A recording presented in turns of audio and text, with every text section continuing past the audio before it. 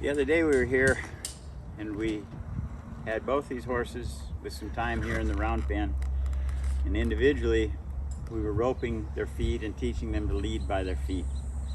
There's quite a bit of opposition reflex in the right hind leg on both these horses, but they don't trust humans very much, and they're fresh as can be. Horse training's gotten difficult to some degree in these days because we don't have big enough jobs, we don't have big enough circles, we don't have hard, just use and make sense tasks that we can get the miles on our horses. Both of these still have some feet issues today. The pinto horse needs to be shod behind, and the gray horse needs to be trimmed all the way around. I will round pen them here, get some energy in them, get them moving.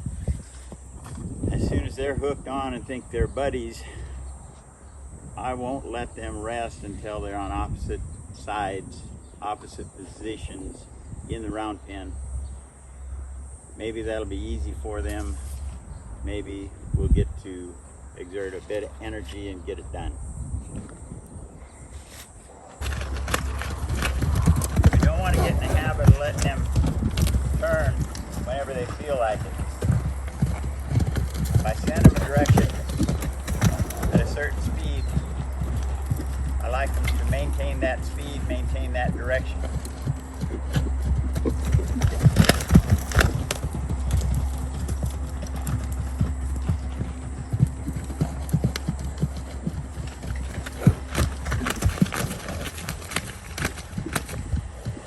It actually helps their mind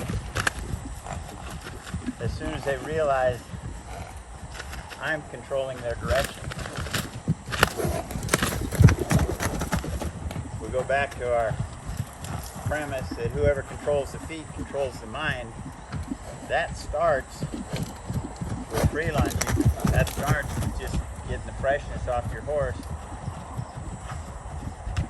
As I said earlier, we're not going to let them stop until we've got some of the freshness off here. Then we're going to split them up.